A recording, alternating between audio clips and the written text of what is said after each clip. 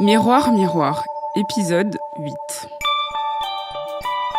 Bonjour à tous et à toutes. Aujourd'hui, je reçois Marie Kirchen, journaliste spécialisée dans les questions féministes et LGBT, et fondatrice de la première revue lesbienne française, Well, Well, Well. On va parler ensemble de la représentation des lesbiennes dans la société, qui est très souvent biaisée, caricaturale et linéaire. Avec Marie, on va voir qu'il y a en réalité autant de lesbiennes que de manières de le vivre, mais surtout de les représenter. Pour cet épisode, je vais être obligée de tutoyer Marie, puisqu'on a bossé ensemble pendant 3 ans à BuzzFeed, et c'est vraiment impossible pour nous de faire semblant de nous vous voyer. Bon, salut Marie. Salut. Merci d'avoir accepté l'invitation. Alors, comme je le disais, tu es la fondatrice de Well, Well, Well, première revue lesbienne en France. Est-ce que tu peux nous expliquer comment est né ce projet ? Alors, je sais pas si c'est la première revue lesbienne. Enfin, il y a déjà eu des magazines avant. Mais en tout cas, là, c'est le seul média en print, en papier, sur les femmes homo en France. Et alors, comment c'est né ? C'est né en 2013. Donc, c'était au moment du débat sur l'ouverture du mariage aux couples de même sexe. Et en fait, il y avait 2 magazines lesbiens qui existaient avant et qui venaient de fermer, qui s'appelaient La 10e Muse et Lesbien Magazine. Et on se retrouvait, vraiment, on parlait un peu partout des homos, des LGBT, du mariage, etc. Et finalement, il n'y avait plus aucun média qui s'adressait vraiment, qui parlait vraiment des femmes lesbiennes. Et au-delà de ça, c'est vraiment, il y a un manque de visibilité sur les femmes lesbiennes, bi et plus globalement queer, qui est flagrant en France et depuis très très longtemps en France et ailleurs d'ailleurs.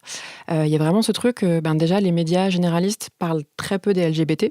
Donc LGBT, je précise, c'est lesbienne, gay, bi, trans. Donc c'est vrai que souvent dans les médias mainstream, à part quand il y a une loi sur le mariage, on en parle très très peu. Et on peut rajouter même QI, ouais.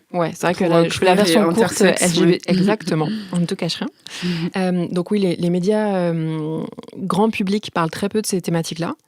Et quand il y a des médias dits LGBT, où c'est souvent plus en fait des médias gays, c'est-à-dire que c'est des médias communautaires qui vont plus vraiment s'adresser à des hommes gays et être écrits par des hommes gays.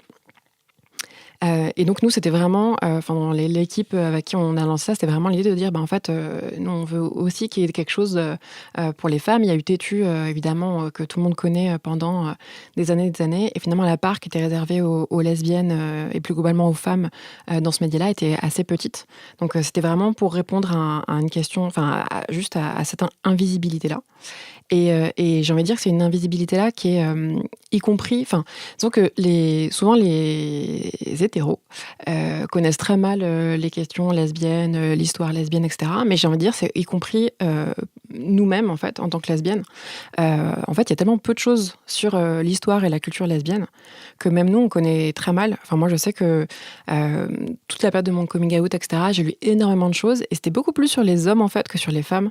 Et il y a vraiment un moment où je me suis rendu compte que je maîtrisais très bien la culture gay, qui me concernait pas directement. Mais masculine. Voilà, et masculine. Et que la culture lesbienne, finalement, en fait, j'étais pas capable trop de citer, je sais pas, des femmes en France qui avaient milité ou qui avaient écrit des livres, etc. Finalement, c'était fallait beaucoup plus creuser, fallait beaucoup plus rechercher. Moi, je sais que j'ai acheté pas mal de bouquins en anglais pour vraiment aller chercher cette culture-là. Donc nous, c'était aussi à notre manière de amener notre petite pierre à l'édifice pour qu'il y ait un meilleur savoir, une transmission en fait de cette culture-là. C'est vrai que quand on parle d'homosexualité, comme tu le disais, on entend plus souvent parler des mecs gays et les lesbiennes sont carrément mises de côté, voire invisibles. D'ailleurs, à ce sujet, j'ai reçu plusieurs messages de lesbiennes lors de l'épisode sur la représentation des hommes gays dans les fictions, me reprochant d'avoir encore mis un homme gay en avant, ce que j'entends. Mais j'avais déjà prévu cet épisode avec Marie et je trouvais qu'il était nécessaire qu'une lesbienne parle de sa propre expérience. Et évidemment, ce cri du cœur montre à quel point il y a une hiérarchie dans le LGBTQI, le G arrivant souvent en premier. Mais du coup, comment on grandit dans un monde où on a l'impression de ne pas exister du tout ? Honnêtement, c'est galère. C'est galère, je pense que c'est aussi le cas pour les gays, mais c'est vrai que c'est beaucoup le cas pour les lesbiennes. Moi, je sais que ça peut paraître complètement dingue, mais quand j'étais gamine, je savais que les gays existaient, mais je savais pas que les lesbiennes existaient. Honnêtement, ça me paraît... Moi, je me dis, mais c'est dingue, c'est fou. Et j'espère que c'est plus le cas pour les jeunes qui grandissent aujourd'hui. Mais vraiment, genre, moi, je sais, quand je me rappelle très bien, je savais qu'il y avait des hommes gays, des hommes qui sortaient ou qui couchaient avec des hommes, et j'avais pas encore fait la petite calcul mental de me dire, mais en fait, si les hommes le font, il y a peut-être aussi des femmes qui tombent amoureuses de femmes.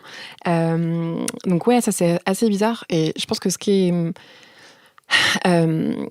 est compliqué, enfin, quand on est homo ou bi, il y a plein de choses qu'on partage avec d'autres minorités, mais un truc qui est spécifique, c'est que en fait, on nous apprend d'abord que c'est mal, en fait. C'est-à-dire qu'on grandit dans un monde où on dit tapette, où on dit enculé quand on regarde le foot, où on dit salgouine à une meuf qui vous revient pas. Et en fait, vous réalisez, après, selon votre âge plus ou moins jeune, mais ensuite, vous réalisez qu'en fait, l'insulte, c'est vous. Et ça, c'est super dur, en fait. C'est vraiment... Enfin, c'est violent. Et d'autant plus que vous pouvez pas aller voir vos parents en général.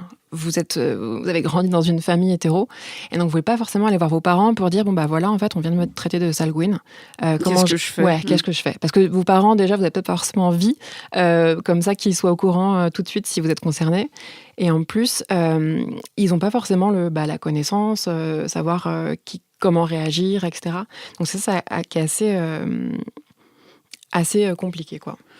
Et il y a cette double discrimination d'être une femme et homosexuelle, et parfois d'être aussi noire et musulmane en plus. Et pourtant, j'ai l'impression que la lesbienne rassure plus que l'homme gay, à qui on associe tout de suite une sexualité exacerbée. Mais avec ça, il y a aussi toute une fantasmagorie d'hommes hétéros autour des lesbiennes. C'est quelque chose qui a contribué à l'invisibilisation, justement, tu penses ? Je pense que c'est vrai que sur les lesbiennes, il y a vraiment un truc complètement paradoxal. Enfin, il y a vraiment deux images de figures complètement contradictoires. C'est-à-dire que déjà, effectivement, il y a une image extrêmement... un peu désexualisée des lesbiennes. Il y a vraiment l'idée que en fait, la sexualité, c'est quoi ? C'est un pénis qui rentre dans un vagin, pour plein de monde, encore aujourd'hui. Donc quand c'est le cas des gays, effectivement il y a la question de la sodomie il y a plein d'hétéros qui freak out et qui disent la sodomie, bref, qui ont vraiment un problème avec ça. Et du coup pour les lesbiennes, en fait il y a l'idée qu'il se passe rien. C'est-à-dire qu'à partir du moment où il n'y a pas de pénis, on a tellement une sexualité qui est centrée sur le pénis, qu'à partir du moment où il n'y a pas de pénis, du coup, il y a l'idée que en fait, c'est pas du vrai sexe. Moi, j'ai plein d'histoires autour de moi de femmes lesbiennes qui rapportent qu'elles ont été voir, par exemple, une gynéco.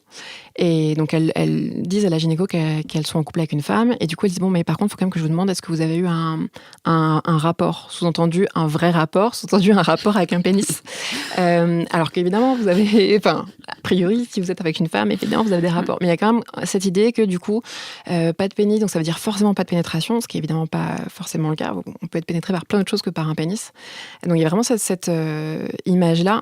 Quand j'étais à BuzzFeed, j'avais fait un papier sur les scénarios des films LGBT.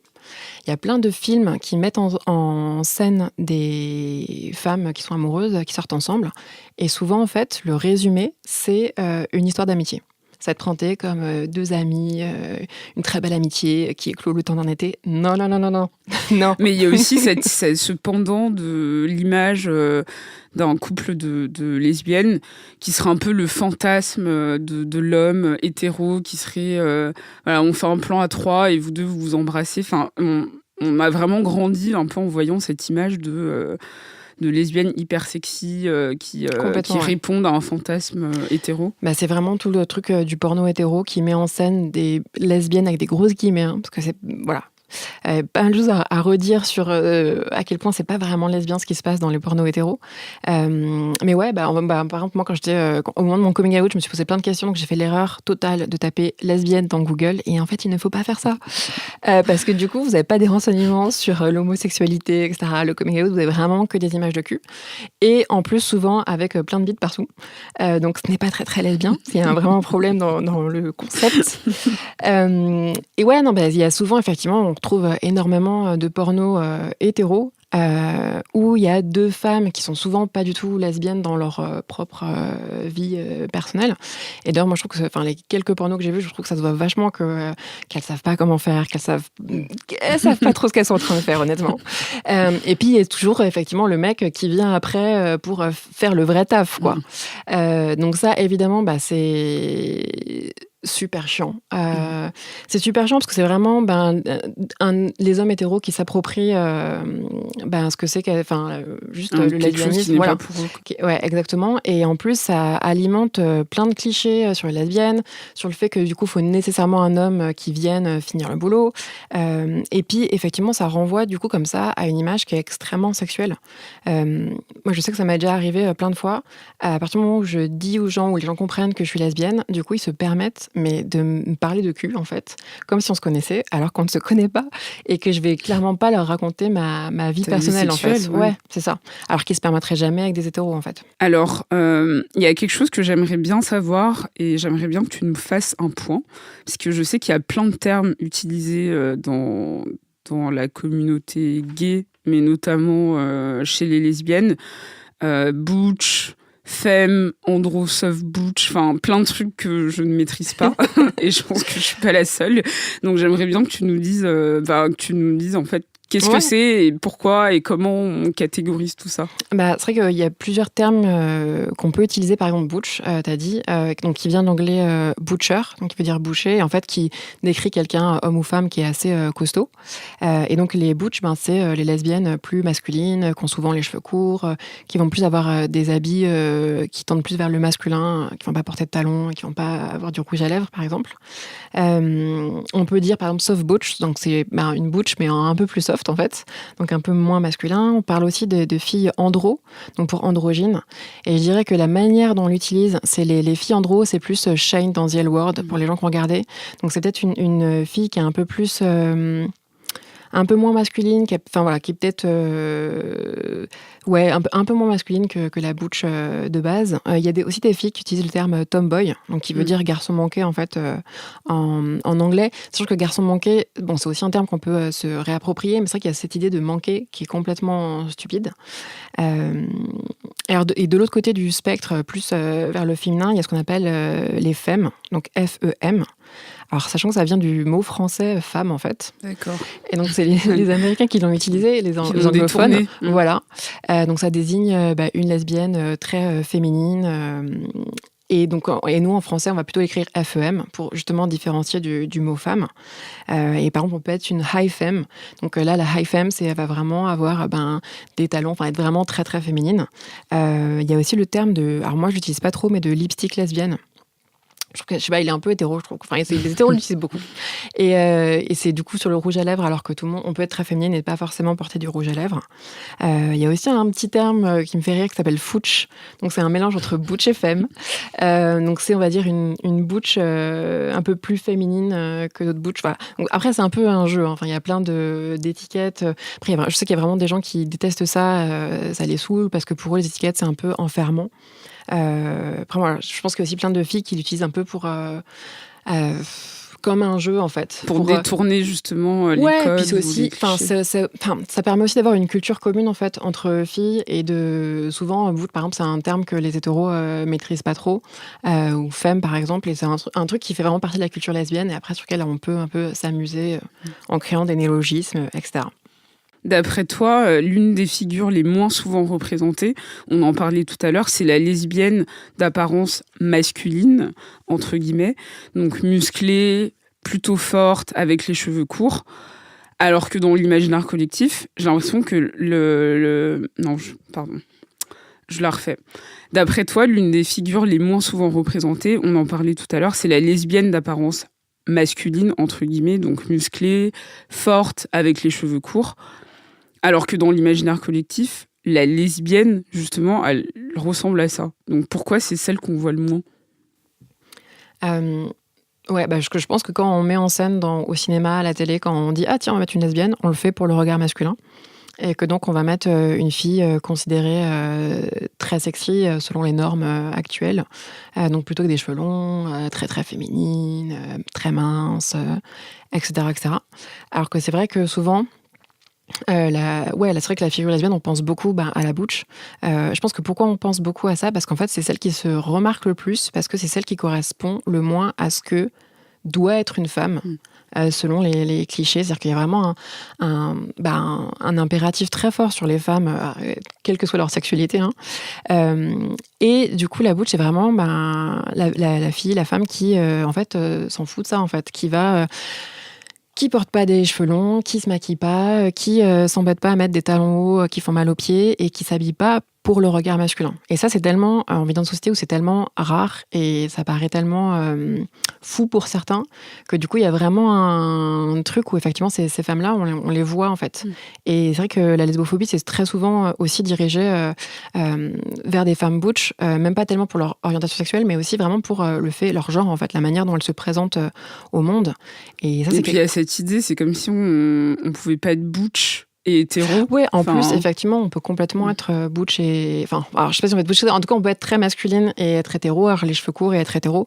Donc, c'est vrai que c'est un peu un truc très cliché, où c'est vrai que plein de fois, j'entends des gens dire « Ah non, mais elle est trop gouine », alors qu'en fait, elle était juste hétéro, elle avait juste les cheveux courts, en fait.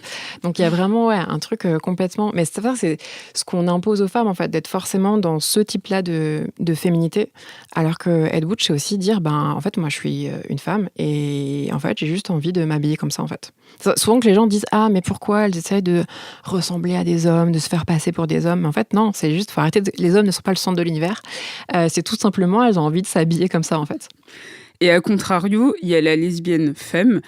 Donc toi, tu es plutôt considérée comme une femme qui répond à des codes qu'on attend d'une femme, comme tu le disais, et qui peut donc se faire facilement passer pour hétéro. C'est plus facile au quotidien, certes, mais moins évident dans le milieu lesbien. Est-ce que tu peux nous dire pourquoi ? Je dirais qu'au quotidien, c'est vrai que moi je suis plutôt, je suis femme, je m'identifierais comme femme. J'ai plus la possibilité de le dire quand ça m'arrange. C'est-à-dire que par exemple, si je veux louer un appartement ou trouver un travail, je peux ne pas le dire. Bon, maintenant je suis un peu cramée. Maintenant, si on tape mon nom sur Google, là c'est mort. Mais à la base, c'est vrai que j'ai plus cette possibilité-là. Alors que si vous avez les cheveux courts, vous avez un look qui est identifié comme très lesbien, on peut beaucoup plus vous discriminer ou dans la rue vous agresser. Après, ce que je dirais, ce qui se passe, c'est que dans la communauté... Après, je pense qu'il y a aussi beaucoup de butchophobie dans la communauté lesbienne et LGBT. C'est-à-dire que c'est un peu comme pour la figure de la folle chez les gays. C'est-à-dire que comme c'est effectivement sur les lesbiennes, un des clichés, c'est la fille très masculine. Du coup, il y a plein de filles lesbiennes ou bi qui, dans la communauté, vont avoir des discours extrêmement butchophobes qui vont dire plein de fois, on m'a dit « Ah, toi, au moins, tu ressembles à une fille, etc. » Et arrêtez de dire ça. Parce qu'il y a vraiment un truc où, du coup, comme c'est un stigmate, les gens veulent le mettre à distance, en fait, et veulent vraiment s'en distancer. Y compris, j'ai déjà vu des filles extrêmement masculines dans leur look, qui surtout ne se définissaient pas comme butch, parce que c'était un stigmate, c'était une figure repoussoire, et donc elles ne voulaient pas du tout s'identifier comme ça. Après, je dirais pour les femmes, ce qui peut se passer, c'est que du coup, au sein de la communauté, on va peut-être moins vous croire. C'est-à-dire que, par exemple, il y avait un article dans Diva Magazine il y a quelques années, donc qui est le magazine lesbien anglais, sur le fait qu'il y avait des cas de filles lesbiennes très féminines qui s'étaient fait refouler des bars lesbiens ou des bars homo en général. Parce qu'on les croyait pas. Ouais, parce qu'on disait en fait, t'as un look trop hétéro, t'es hétéro, donc tu rentres pas. Donc il y a plus ça. Mais voilà, après, moi, on m'embête moins maintenant. Du coup, lors d'un coming out lesbien, il y a souvent toute une évolution vers the look, entre guillemets. Ça peut passer par les cheveux, les piercings. Toi, qu'est-ce que ça a été ? Enfin, qu'est-ce que tu as utilisé comme apparat pour faire ce cheminement ? Ouais, c'est vrai que... Après, c'est pas obligatoire, tout le monde le fait pas, mais c'est vrai que souvent, au moment du coming out, on peut changer un peu de look. Par exemple, se couper les cheveux. Par exemple, dans The L Word, il y a Jenny au début de la saison 2 donc, qui s'assume lesbienne, qui se coupe les cheveux, puis en fait, finalement, elle va se refaire repousser ses cheveux très très longs. Donc, il y a vraiment des gens pour qui c'est plus transitoire. C'est vraiment au moment du coming out, on a envie, en fait, on dit qu'on est lesbienne, on dit qu'on est homo, et en fait... C'est marquer une rupture. Ouais, et c'est aussi le dire physiquement avec son look, en fait. Il y a des personnes pour qui c'est juste être enfin conforme à à ce qu'on a envie d'être, notamment dans le cas d'une Nana Butch qui va enfin se permettre d'avoir les cheveux courts, de s'habiller comme elle veut. Moi, je me suis pas coupé les cheveux, j'ai toujours gardé mes cheveux longs, mais c'est vrai que c'est le moment de mon coming out, c'est vraiment le moment où je me fais un piercing au labret, où je change un peu mon look. Clairement, j'ai quasi plus porté de talons hauts, mais ouais, je pense que j'en portais 2 Parce fois. qu'avant, t'en portais beaucoup ? Avant, je portais tous les jours. Waouh. Avant, j'en portais très très souvent. Tout mon lycée, j'ai vraiment été extrêmement féminine. Et après, c'est un truc que je suis vraiment revenue parce que ça fait trop mal aux pieds. Et donc maintenant, plus jamais. Et je pense que j'ai aussi pas mal acheté de petits vêtements un peu plus qui, selon moi, faisaient un peu plus lesbienne, parce que j'avais envie d'être plus lesbienne. J'ai envie qu'on... Après, c'est aussi un truc de drague, hein, c'est con, mais en fait, si vous avez un look dit lesbien, sachant qu'évidemment, une lesbienne peut avoir tous les looks possibles, c'est pas un look qui définit votre orientation sexuelle. Évidemment, une lesbienne peut avoir n'importe quel look possible, et de même pour une hétéro. Mais en tout cas, moi, je m'étais acheté des habits un peu plus masculins, avec cette envie que je sois aussi visible pour les autres femmes homo ou bi. Ouais, juste pour ce que j'ai juste envie qu'on me drague, quoi. J'avais lu d'ailleurs un super article dans le New Yorker qui était sur la manière dont les codes lesbiens étaient rentrés en fait dans la culture mainstream. Ouais. Et du coup, je sais pas, les Birkenstock, en fait, c'est considéré comme lesbien. Ou je sais plus, il y avait quoi d'autre, mais c'était assez intéressant et j'avais découvert trop de trucs. Et effectivement, il y a trop de trucs qu'on porte, quand on est hétéro, qui sont associés à des codes lesbiens. Et c'était assez intéressant de voir comment ça avait traversé en fait pour rentrer dans la culture mainstream. Je crois que l'autrice de l'article, elle disait qu'en gros, elle n'arrivait plus à s'y retrouver parce qu'elle savait pas si la fille était lesbienne ou hipster, et du coup, elle était toute perturbée. Elle ne pouvait pas savoir si elle devait la draguer ou pas, si elle était bien reçue ou pas. Ouais. Bon, on va parler un peu de cinéma. En France, on a eu, particulièrement en France, on a eu des films comme Gazon maudit en 1995, ou plus récemment La vie d'Adèle en 2013. Pour toi, qu'est-ce qui a changé entre ces deux films ? Est-ce que tu as constaté une évolution ? Alors, clairement, il y a une évolution. Qui est déjà qu'en 95, Gazon maudit, il y avait que ça en fait. Enfin, il y avait rien. Enfin, c'était un peu le grand film populaire de l'époque où il y a un personnage lesbien, mais sinon c'était la galère, quoi. Enfin, qui était joué par Josiane Balasco. Exactement. Et d'ailleurs, elle à l'époque, elle le dit que si elle a voulu le faire, c'est parce qu'il y avait quelques films sur les hommes gays, mais qu'il y avait vraiment que dalle sur les filles homo. Et donc c'était vraiment le but quand elle l'a fait. Et non, sinon il y avait que dalle. Enfin, moi je me rappelle, donc c'est un peu après, je suis vieille mais pas à ce moment-là, mais au moment de mon coming out, il y avait que dalle, quoi. Enfin, si tu cherchais des histoires ou des représentations qui te ressemblent, tu crevais la dalle. Donc aujourd'hui, il y en a quand même beaucoup plus, même si c'est pas du tout parfait, mais il y en a quand même beaucoup plus. La vie d'Adèle, ce qui était fort, c'est que c'était le film de Cannes, tout le monde a parlé que de ça. Là, il a eu ce prix super prestigieux. Donc voilà. Après, c'est un film qu'on peut critiquer pour plein de raisons. Et je vais pas m'étendre parce que ça durerait des heures et des heures, mais aujourd'hui, il y a quand même beaucoup plus de choses, il y a beaucoup plus de films. Ces dernières années qui mettent en scène des filles homo ou bi, aussi dans les séries. Et j'ai même l'impression que ça bouge particulièrement dans les séries, et notamment grâce aux plateformes en streaming qui se permettent beaucoup plus de mettre en scène des personnes lesbiennes ou racisées, enfin voilà, des gens issus des minorités et aussi juste des femmes en fait. Donc, c'est vrai que le cinéma, souvent, il y a l'idée qu'il y a un gros enjeu commercial, il faut que ça plaise à tout le monde. Et donc, quand il faut que ça plaise à tout le monde, vous pensez beaucoup aux hétéros. Et donc, vous avez l'impression qu'un film lesbien ou gay, ça va forcément être un four et que ça va pas marcher. Alors qu'en fait, non, il y a quand même des possibilités de faire quelque chose de super qui va intéresser tout le monde, en fait. T'écrivais aussi dans un article paru dans Slate, il y a quelques années, je le partagerai sur la page de Binge, que certaines actrices aussi des actrices hétéros, hésitaient à prendre des rôles de lesbiennes parce qu'elles avaient peur après de s'enfermer dans des cases. Et d'ailleurs, à ce propos, le comédien Océan disait pour son spectacle La lesbienne invisible qu'il était obligé d'écrire tout lui-même parce que, je cite, « Pour les femmes, il y a particulièrement l'angoisse de ne plus pouvoir être un objet de désir. Si j'attends qu'on m'appelle pour jouer, ça ne va juste jamais arriver. » Donc la lesbienne, elle fait peur. Elle fait grave peur.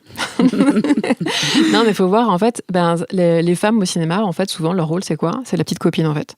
C'est la petite copine du héros, donc évidemment hétéro, ou alors c'est l'héroïne, mais qui va chercher son prince charmant, etc., dans les comédies romantiques. Donc, c'est sûr que dans ce cadre-là, en fait, il y a pas trop de place pour les LGBT en général, et il n'y a pas trop de place pour les filles homo ou bi, en fait.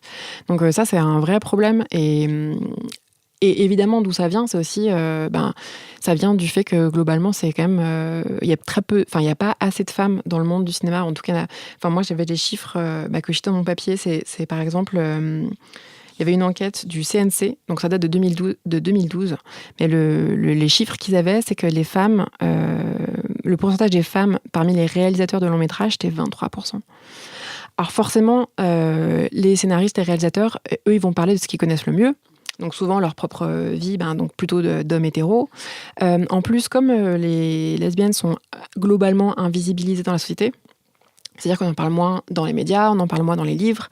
Donc c'est aussi moins de livres que vous pouvez adapter, par exemple, au cinéma. La vie d'Adèle, c'était une adaptation d'une BD écrite par une lesbienne. Et heureusement qu'il y ait cette BD-là, en fait, parce que sinon, il n'y aurait pas eu le film qui pouvait en découler. Donc c'est vrai que l'invisibilité globale fait que on la retrouve dans le cinéma avec ce biais-là. Et pareil, alors j'ai un petit coup de gueule, il y a un film qui va sortir bientôt, qui est le nouveau film de Keira Knightley sur la vie de Colette. Ça s'appelle Colette, ça sort en janvier. Et je suis tellement énervée parce que c'est trop bizarre de voir. Enfin, le film. C'est elle qui réalise ? Non, c'est elle qui joue. C'est elle qui joue. Okay. Et moi, je vous le conseille. Moi, j'ai vraiment bien aimé. Et je me dis, c'est quand même dingue qu'on doit attendre que les Américains fassent un biopic sur la vie de Colette, alors qu'il y a cette femme, donc, qui n'est pas lesbienne, qui est sortie avec des hommes, mais elle a aussi eu des histoires avec des femmes, et on le voit très bien dans le film. Putain, c'est dingue que le cinéma français ait pas. Enfin, on a tellement des nanas qui ont fait des trucs, mais tellement stylés en France. Mais pourquoi est-ce que vous faites pas des biopics sur elles, en fait ? Voilà, un appel aux scénaristes, réalisateurs, tout ça. Mais tu disais justement, tu parlais des séries sur le fait qu'il y avait plus de personnages lesbiens. On en a parlé très rapidement avec Maxime Donzel lors de l'épisode 5, où on se disait que les lesbiennes, c'était celles qui mouraient très très rapidement. Alors il y a les noirs, certes, mais et puis il y a les lesbiennes noires, voilà. Et là tu sais que c'est mort, elles vont mourir dès l'épisode 2. Ouais, c'est souvent, parce que c'est souvent très centré sur des histoires hétéros et sur des hommes, et donc du coup on met une lesbienne un peu histoire d'eux, et puis en fait au bout d'un moment on sait plus quoi en faire en fait. Une fois qu'elle s'intéresse pas à sa vie, ouais, quoi. et du coup on la tue quoi. Et c'est vrai qu'il y a tout un mouvement de fans LGBT qui en avait vraiment marre que les lesbiennes, les persos lesbiens soient tués dans les séries, et qui sont mobilisés à plusieurs reprises via certaines séries en particulier pour dire arrêtez de tuer les lesbiennes quoi. Non, donnez-leur une chance d'être heureuses plus tard. On espère que le message a été entendu pour les prochaines séries. Tu avais sorti une édition spéciale de Well Well Well, un hors-série avec des icônes lesbiennes. Est-ce que tu peux nous en citer quelques-unes et pourquoi elles sont importantes ? C'est vrai, on vient de le sortir, c'était en octobre dernier. C'est vrai que pour nous, c'était important pour toute la rédac de vraiment dire, on parle toujours des icônes gays, en fait. Voilà, on connaît Dalida, etc.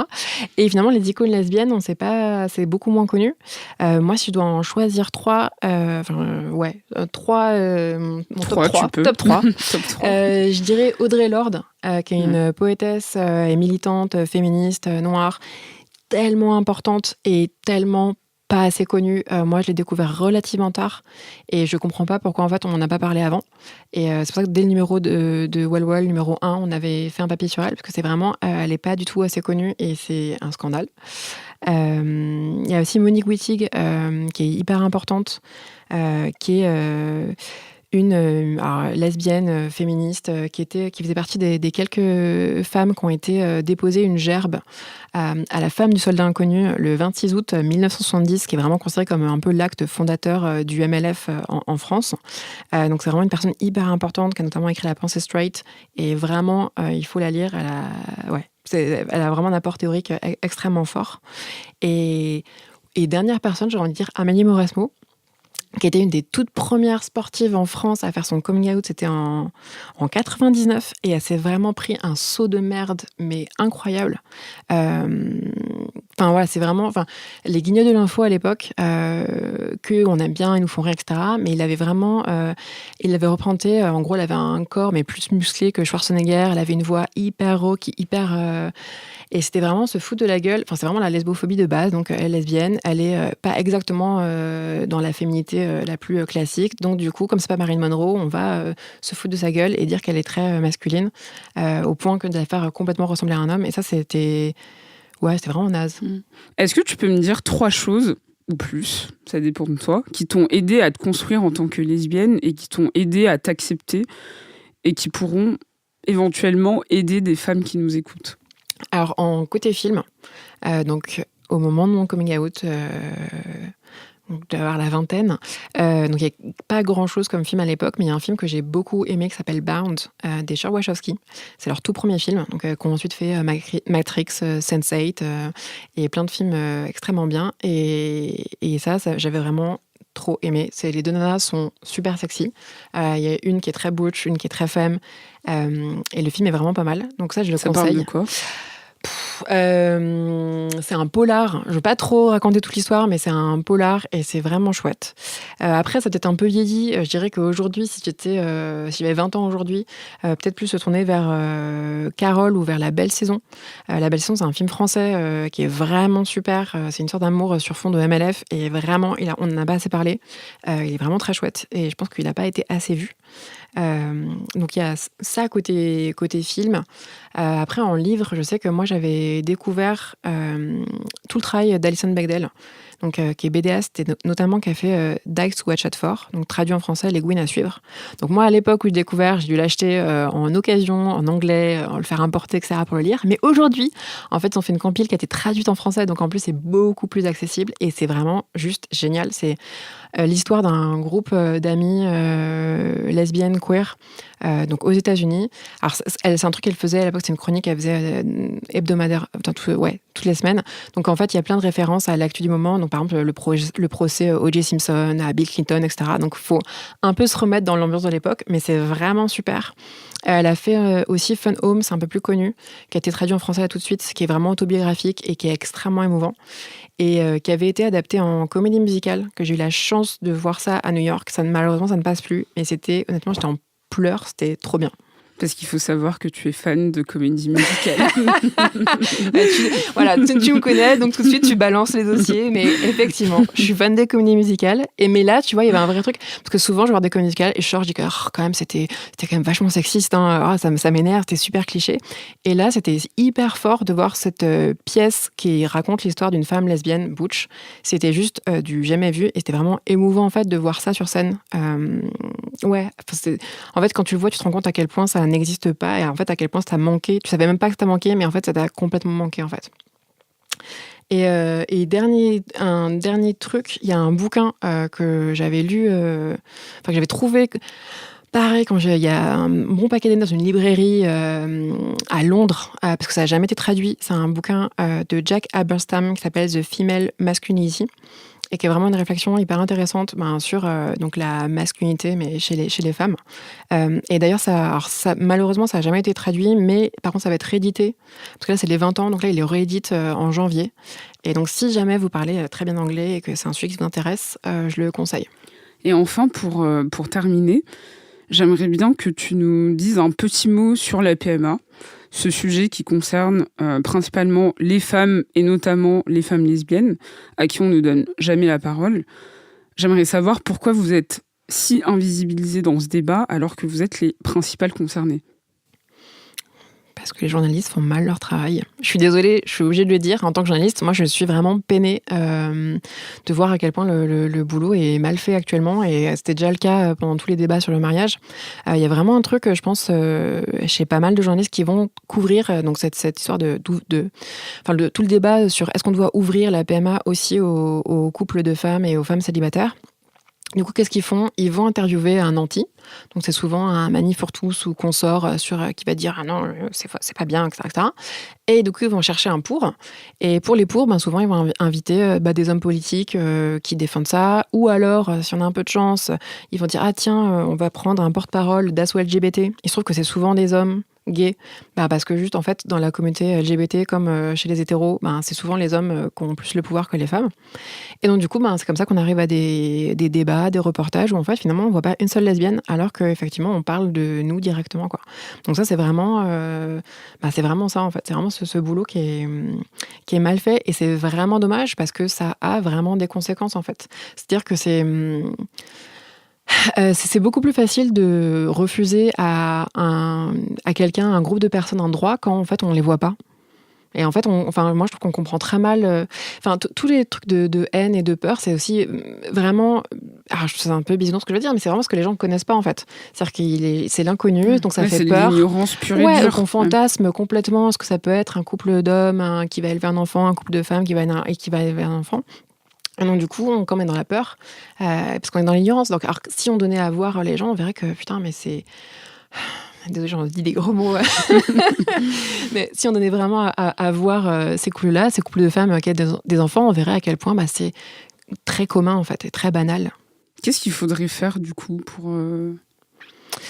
Faudrait que les journalistes fassent mieux leur boulot et qu'ils aillent vraiment au cœur du sujet. Ouais, c'est-à-dire de quoi on parle, de est-ce qu'un couple de femmes doit élever un enfant, allons voir ces couples de femmes, allons voir les enfants qui ont été élevés par des couples de femmes pour qu'ils disent comment ça s'est passé et voilà. Donc, mais ça, c'est vrai que c'est un truc auquel ils pensent pas assez à faire, quoi. Ils y pensent pas. Merci beaucoup, Marie. Merci à toi. C'était l'épisode 8 de Miroir Miroir. Merci de nous avoir écoutés. Et si vous avez aimé l'épisode, vous pouvez laisser 5 étoiles sur Apple Podcast. Si vous avez des choses à me dire, des critiques, des commentaires, des mots doux, vous pouvez m'écrire sur les réseaux sociaux @jenniferpetjenny. Et pour retrouver tous les épisodes, rendez-vous sur binge.audio et sur toutes les plateformes de streaming audio. Merci et à dans 2 semaines.